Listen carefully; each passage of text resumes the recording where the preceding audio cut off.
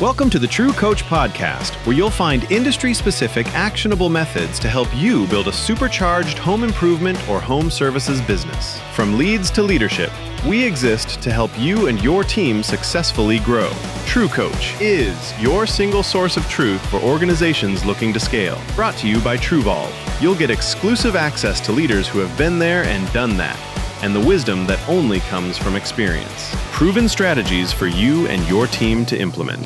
Hi, my friends. Brian Gottlieb. Welcome to another episode of True Coach. We have another great guest with us today. We're joined today by Lakota Tidd. Lakota, thanks so much for joining us. Thanks for having me, mister. I'm super excited. Thank you. Love your background. Love everything about your business. Maybe you can tell people a little bit about what you've accomplished over the past few years, including your age, if you don't mind, okay? Yeah. So started the company when I was 21. We started it in my mom's garage. Pretty much we just had a couple yard chairs and no money and just a dream. And since we had no money, the only thing that I could do to lead generate was knocking doors. So I became really good at knocking doors. I would knock all day long just to get our name out there, who we were, and get appointments and interest on the table. And then we'd go out and try to close the deals. And I did that alone for probably the first year in Michigan, so that's like during Michigan rainy spring, humid summer, and in the blizzards as well. Every single day I made sure I went out there, and we just didn't have the money to spend on marketing. So it was the best way to do it. So I thought, I'd get in my old beat down truck and head out to the neighborhoods every day and get appointments on the board. For what products? Well, back then, we were selling roofing, windows, siding, and bathrooms. Okay. And that was about 7 years ago. And we slowly scaled up the company doing that. And now we're on pace for over $20 million. And we just sell mainly windows and one-day baths. And how old are you? Now I'm 28. That's so cool. I just love it. I get so much pleasure out of seeing this next generation of business leaders like yourself that just really get it. And some of the things that you're committed to, which we want to chat in a little bit, but I want to stay focused on the door knocking side. So now that you're, 7 years into the business, how much of your business is still door knocking? So until 2 years ago, it was 100% of our business was outbound marketing, which was knocking doors and shows and events. And I thought that was our superpower. So I invested everything into it. Well, I grew up super poor. So I just had a paradigm around scarcity of spending money. So I never would spend any money. It was the cheapest way of doing it. And we were able to build the company up to $10 million a year just from canvassing and shows and events. Well, then I realized that, in order to scale the company more, we had to invest in a different things. So I had to overcome my scarcity paradigm and start investing and building a call center that could convert lead aggregates. So we just started that probably a year and a half ago. And canvassing and events is still well over 50% of what we do. And now we've added in branding, traditional marketing, and lead aggregates as well. Yeah, that's so amazing. I have good insight to your business, as you know, and help me understand, when you think about maybe in the past year or two, what was some of the biggest difference makers? Because you've really, you grew quickly and you've gone with this next giant leap, but you've done so very successfully. So what have been some of the biggest differences for you in the past year or two? Oh, man. Well, as you know, business forces you to grow, right? So you get forced into solving these problems and making the company better. I would say the biggest thing that we did as far as how we operated the company was with your help, going to the events and learning this, we instilled the KPI down to the day, right? Rather than a monthly KPI, we track everything daily now. And I call that win the day. So we have a mentality of winning the day, where it used to be, we just said, hey, go out there and do the best job possible. Here's our goal for the month. Let's accomplish it. Well, what we've done is we've taken our revenue goal for the month, and we reverse engineer that all the way down for every department down to a daily target. And so our marketing team, every single day, they know how many net issued appointments they have to bring to the table. The sales team then knows how many net deals they have to close every single day. And the production team knows how many jobs they have to collect and install every single day. And that was tougher to instill because we were cavemen. We built a company the barbaric way. We didn't track anything, just knocking doors and grit and grind. So we've moved to this new operating system, and it's truly changed the entire company because now everyone knows exactly what they need to do every single day. And the victory out of that is last month was the first time that every single department hit all of their targets that we put in place at the beginning of the month. And what we've learned is when we can do that, the revenue is the byproduct of that. When you're just focused on the revenue, you might not hit it. But when you focus on net issued appointments every day, net sales every day, and net install every day, we hit our revenue target on the dot. Our goal was 2.1 million, and we hit 2.99. Yeah. I'll give you a buck. How about that? Yeah. So from your perspective, as you're trying to build a team and you're trying to grow people, how much do you find that daily reporting helps people understand their role better and what it does for their own personal leadership in your business? Well, it makes them take full accountability. At first you think, that they could fill it out once every week, right? But if we want someone to take extreme accountability, we want it done every single day. So by instilling this, what it did was it made people start thinking win the day mentality rather than win the week. If we can win the day, then we win the week, then we win the month, rather than just let's try and win the month mentality. So it makes them take complete ownership of their departments, their numbers, but also every single day. And it's cool to watch us go from barbarians who didn't track a single thing to now we're tracking everything perfectly every single day. And the company's scaling way faster because of that, but so are they. As a leader, we need to take full accountability for all of our actions and everything we deliver, not on a monthly basis, but on a week, on a daily basis. And that's what's happened. So you said when you started your business, you were doing a lot of things, right? Now today, but what you're saying is you've grown your business by actually by selling fewer products, you've actually grown. Talk about that process. What was that like for your team, and what was the biggest surprise for you on that journey? Well, I think when you first talk about that with your team, or with anyone, you get that fear of loss mentality, that it just doesn't quite make sense to take away to grow, right?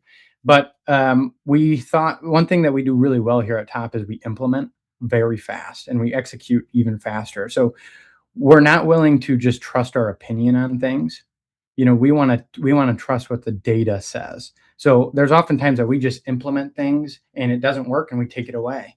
And then if it does work, we keep it there for forever, right? So we're not afraid to implement and execute at a high level. So yes, it was definitely scary removing siding, removing mostly all of roofing now too, and just focusing on two products. I thought that we wouldn't have enough leads, right? And when door knocking, it's less opportunity as well. And it's so weird. The opposite happened. And that's why I'm a big believer on what you focus on grows. And the more you focus on, you actually have less focus, right? Yeah. So now we're just focused on mainly two products. The company is going to grow substantially. Our profits will, our leaders will. Everyone's just dialed in, not on many things, just a couple things. And it was something to get over, but it's incredible to watch. Yeah, it's interesting. Look, simplicity scales and complexity is the enemy of execution, right? And the more products you have, the more complexity that happens with it. And I've also just personally found great success by selling less stuff, but by selling fewer products, but a lot more of what I'm selling. It allows everybody to just become real excellent experts and grow. So you have the name of your company, just to share it with people, is Top Home, right? Top Home Yep, top home Improvement. improvements. Yep. And you have how many locations now? So we have a location in Grand Rapids. We have a location in Traverse City, and we just opened up our third location in Detroit. Okay. What's the hardest thing about opening up a location? Well, we've greenfielded it, so We don't acquire, and it's something, a new skill that I'm developing, to be quite frank, right? It's something that I'm willing to learn and I want to learn, and I'm definitely going to make some mess ups along the way. Yeah. I think it's the decision to just do it is the hardest part. I mean, our business is working systematically. We have things, we have KPIs, we have SOPs, we have everything we need to replicate. But I think sometimes a lot of people just get stuck in their head about risk, and making those big decisions where, our mentality here is, bite off more than we can chew and learn how to chew it. So the beauty is I can start a location anywhere, because anywhere neighborhoods are, we can knock those doors. We don't rely on anything other than ourselves. And I think that helps tremendously. Yeah, that's great. That's great. The other thing you plugged into your business is the squad leader program. And I just maybe thought you could take a minute talking about what you ran before that, what the squad leader program has done for you from a result standpoint and a bench strength standpoint.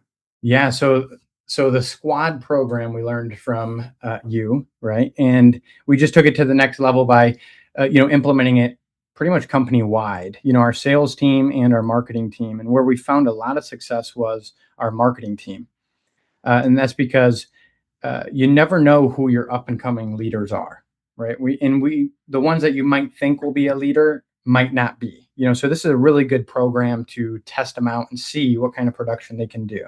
So what we do is we give one person, a few people on the team, 4 people to look after, to do one-on-ones with, to check on their numbers, to help train throughout the time that they're here. And by just giving someone a little bit of responsibility, okay, you can make it very competitive with other squads, right? But you can also see how do they do with that responsibility. Are they growing? Are they going the opposite direction? Are they taking extra long lunch breaks? By giving someone, it's like Abraham Lincoln said, if you ever want to know a true man's character, you give him power. So that's what we kind of do here with the squad program, is we give everyone a little bit of power and we see what they do with it. It helps us, since we're scaling at a large rate. We want to open up more locations. It shows us who's our potential for down the road that they can lead, and it'll surprise you, because some people that you truly believe would fail in the squad program, and then some people that you weren't sure of are wildly successful. So it's worked really well on our marketing side, where they get to take their team out and go in canvassing. They get to take their team to the home shows, and we get to make it very competitive between other squad leaders. We have a KPI that tracks on how well each one does, so everyone knows who's the best squad lead of the month. And then in our sales team, we do the same thing. Once you reach a level of, we have 20 reps, that's a lot for one sales manager to manage. So we break that up into 4 squad leads, and they get to help with certain responsibilities and coaching and mentoring, and help scale the company eventually. So it's worked out really well for us. Yeah, and one of the things is they're not necessarily becoming squad leaders for the compensation, right? It's not really about the money, it's about the exposure to leadership, right? Yeah.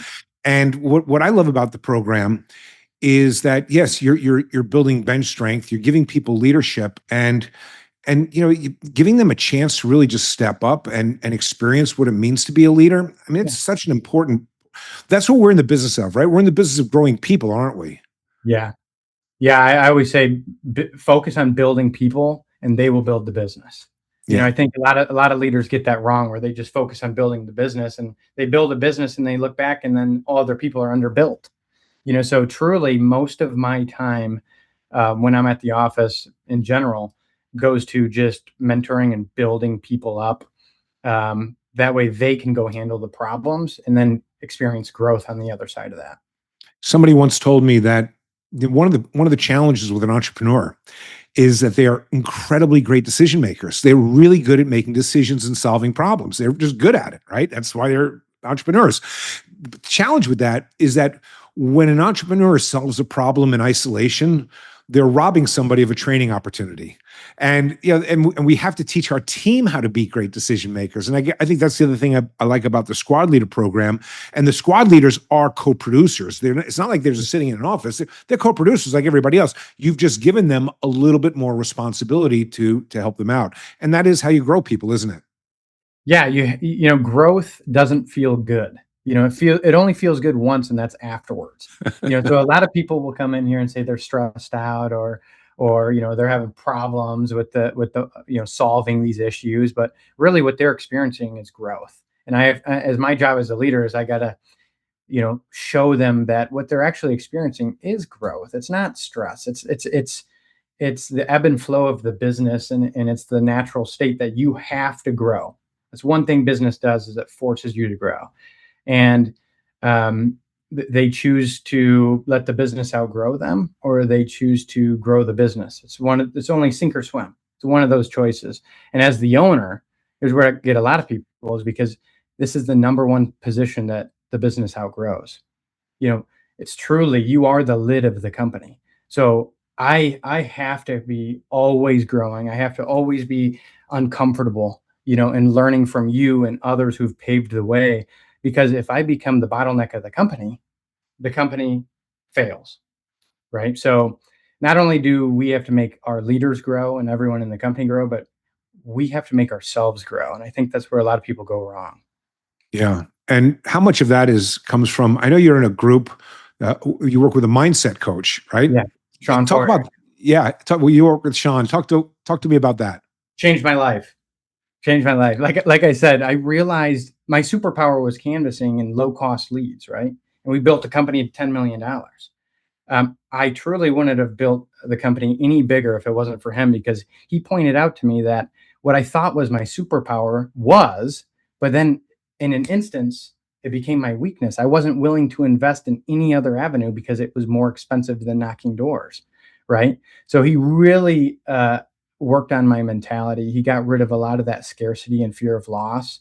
And that's what allowed me to stop being the bottleneck and understand that I have to work on myself to overcome these things mentally. And that's what's allowing the company to grow now. So huge shout out to him, because he's been a huge help for me. Yeah, he's got a really great program. Yeah, great guy. So I got a question for you. You talk about canvassing, you talk about growing your business, but gosh, Lakota, it's so hard to find good people nowadays. How do you do that? It's interesting because everyone says that, right? Right. And one thing you have to get really good at is creating them. And something I say here is, people don't come to Top Home Improvements to find themselves. I want them to come here to forge themselves.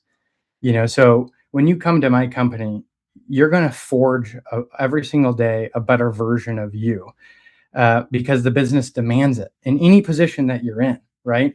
So not only do I work on the leaders, but we also work on the training and the recruiting. We have in-house recruiters. And all we do is we don't try to find the best people.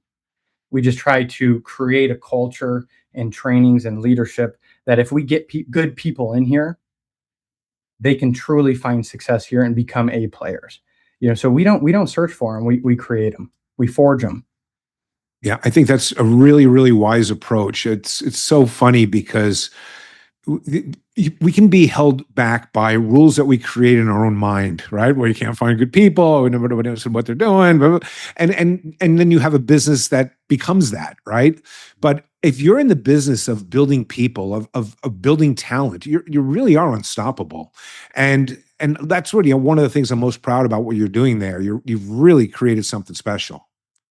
Yeah, it's truly incredible because it's a winning culture, and everyone understands that. But we also talk weekly in our leadership meeting about growth, and we understand that growth doesn't feel good; it only feels good afterwards, right? But when you get in front of your team and you talk about the law of the lid, and you talk about all of these different things and how we can become better outside of work for when we do come to work, they do the same thing with their people. And now we're talking about 110 different people all going through growth at the same time. When you have that, it's like the daily KPI. When you have every single person in the company growing, then the company will grow. Yeah. So you've got a business, you've got two kids now, right? You've got two. Yeah. How old are they?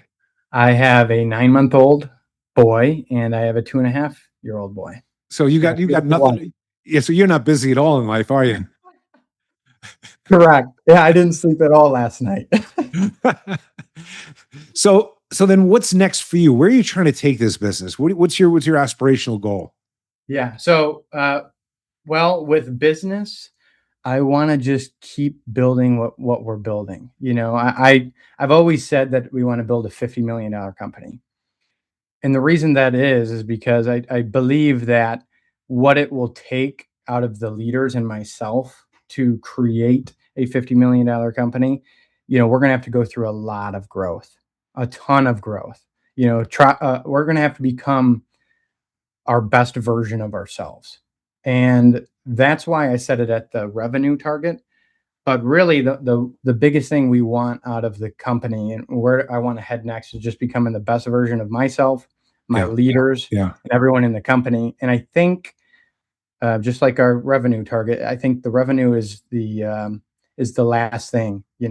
Whether if we can build a $50 million company by becoming the best version of ourselves, then we can double it past there too. Yeah, that I remember in the very, very early days of my business, standing in the back of the warehouse. This was in like 2010, by the way. Okay. And I remember talking to this guy and saying to him, you know what? I think we can build like a $10 million company. Because back then that was a whale, right? I think there's like no $10 million company in this market. We could become that. But then like once we became that, it just got to be so much. The thing that I found with growing a business is once you get really good at having daily KPIs and hitting your numbers with consistency and developing people, growing a business starts to become a lot easier. And people then start to, in the early days when a company is growing, people resent growth. They're like, grow, I'm already working as much as I can. I can't take on any more stuff. But as the business starts to grow and the talent starts to build and they become better leaders, we all realize that maybe we don't have to work more to grow. And Yeah. that's a big turning point for people. Thoughts on that? I agree. We're not there yet, but something I always say is, become the monster. We're going to have to become, it's going to take a monster of an owner to run a $50 million company. A monster is a great thing. It's a better version of you. Well, it's also going to take all of my leadership team to become their best version monster as well, right? We have to become the monster every single day. And I think with that, the company becomes its own monster, and starts running itself and growing. And it's going to need, even at that level, it's going to need, more out of the leaders too. But what an amazing gift to have something that demands more out of you. It's an incredible thing. Something that pulls and pushes you to become better. That's what we need. And it's not like you went to college to learn any of this, did you? I went to college for 3 months and dropped out. No, I had to learn everything the hard way. In fact, for the first 5 years, I never knew anyone else really in the industry. I thought it was cool to be the lone wolf, and I realized that is Yeah. the dumbest thing you can do. So if you're listening and you're out there and you don't know anyone else in the industry, you got to start reaching out. You got to start talking to people because there's thousands of other people that are going through the same thing on the same journey. And it's much better, man, much better to go with everyone else rather than the lonely route. And since then, we just started reaching out to you, and I read your book and everyone else, a year and a half ago, and I've grown a crazy amount, and so has the company because of that. Well, and I think this is a very sharing industry, right? I think there are a lot of people that have built great businesses that are now retired, like myself, or Yeah. sold our companies and are just trying to make a difference in this world. And I think it's really cool. What the other thing I really respect about this next generation that's coming up is back in the days before I started my business, I used to do consulting, and it was like pulling teeth trying to get somebody to hire a consultant back then. But today, I think a lot of the younger business leaders, they look at outside resources, they look at consultants as a positive that helps them fill gaps in knowledge and process. What are your thoughts on the use of consultants in a business today? Well, if you think you know everything, you know nothing. and I think we were doing so good for a long time where I didn't think we needed them, but since then, the last couple of years that we've been using them because you don't know what you don't know. Yeah. That's the problem. Okay. You got to be afraid of what you don't know. Right. And by hiring consultants, we've learned a ton. We implement and execute at a high level right into our business, and we see it work firsthand. So, you know, learning from you is just an incredible thing. It's something I'm super grateful for because you've been through it, and it's truly changed the company Yeah. in a tremendous way. So you have to put your ego aside, your pride aside, whatever it is, your paradigm aside, and you need to ask for help because you don't want to become the lid. You don't want to become the lid of your company. As the great Dave Yoho said, it is impossible to know what you do not know. Yeah.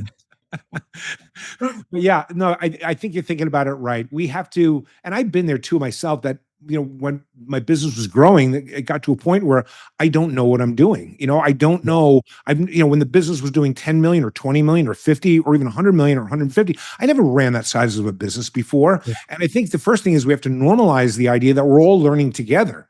And with that, when you get into some of these rooms with other business owners, check your ego at the door. Don't worry about talking about how much revenue you're doing, and talk about what are you struggling with, man? What are you struggling with, and where do you need help? And if you can do that, that's how you grow. Yeah. Ego is the enemy. It is the enemy, and vulnerability is the superpower.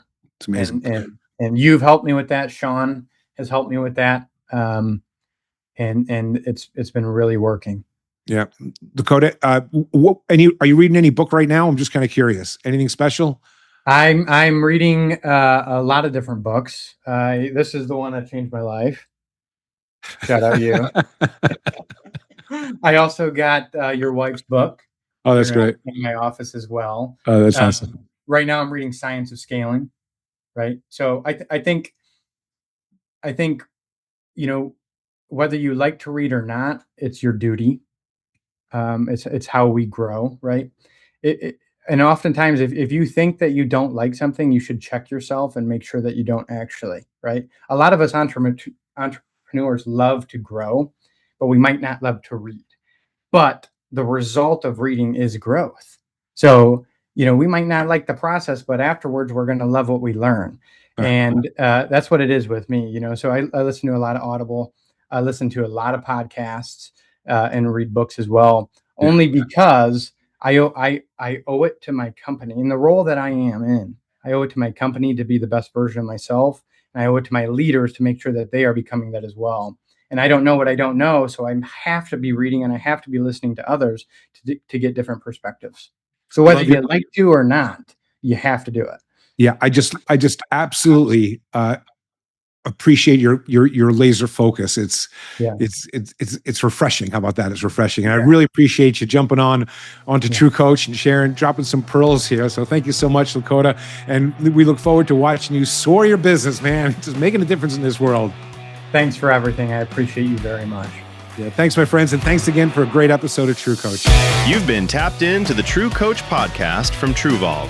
Home improvement and home services experts helping professionals like you get better results faster. Subscribe and follow on YouTube and wherever you get your podcasts for more expert insights. From digital marketing to business coaching, TrueVolve is dedicated to helping your business grow.